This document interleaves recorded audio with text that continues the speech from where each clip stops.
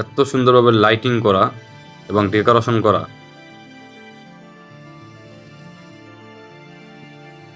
সুরভি সাথের ভিডিও এর আগে আমি আপনাদের একটা শেয়ার করছিলাম, বাট সেটা হলো দিনের, সেখানে এত সুন্দর ভিউ আপনাদের আমি দেখাইতে পারিনি, যার কারণে আমি চিন্তা করলাম যে আমি রাত্রের কিছু ভিডিও করি আপনাদের জন্য।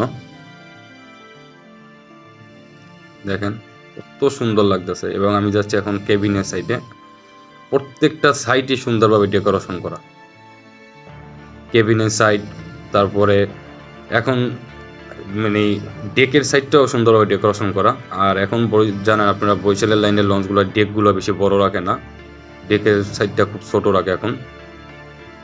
দেখেন কতটা সুন্দরভাবে ডেকোরেশন করা এবং লাইটিং করা। এবার আমি আসছি একটু ভিতরের সাইডে, ঠিক লঞ্চের মাঝখান দিয়ে। দেখেন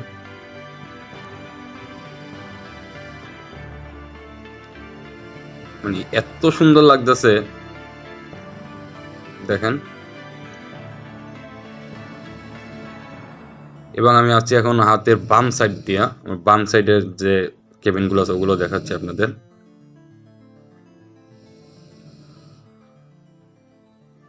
এর হচ্ছে ক্যান্টিন। এখানে আসলে কেবিনে যে যাত্রীগুলো আছে ওরা এখানে ডিনার করে, প্লাস হালকা হালকা নাস্তাগুলো করে। বিশেষ করে পদ্মা সেতু হওয়ার পরে লঞ্চগুলো আসলে আরও অনেক সুন্দরভাবে সাজিয়েছে। এখন আমি যা দেখাচ্ছি আপনাদের, এটা হলো ভিআইপি কেবিন। দেখেন ভিআইপি কেবিনগুলো কত সুন্দর। আসলে লঞ্চের ভিআইপি কেবিনগুলো পাওয়া খুব কঠিন, কারণ বিশেষ করে বড় বড় যারা কর্মকর্তা আছে, সরকারি কর্মকর্তা প্লাস বড় বড় শিল্পপতিরাই ভিআইপি কেবিনগুলো আসলে বুক করে রাখে। দেখেন ভিআইপি কেবিনগুলো কত সুন্দর।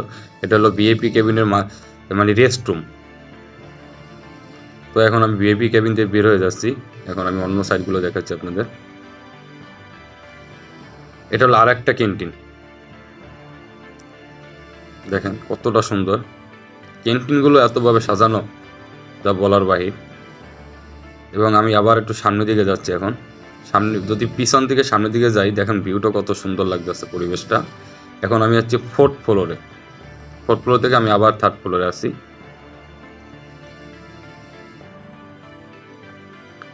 তো আজ এ পর্যন্তই। সবাই ভালো থাকবেন, সুস্থ থাকবেন এবং নতুন নতুন ভিডিও পেতে আমার চ্যানেলটি সাবস্ক্রাইব করে আমার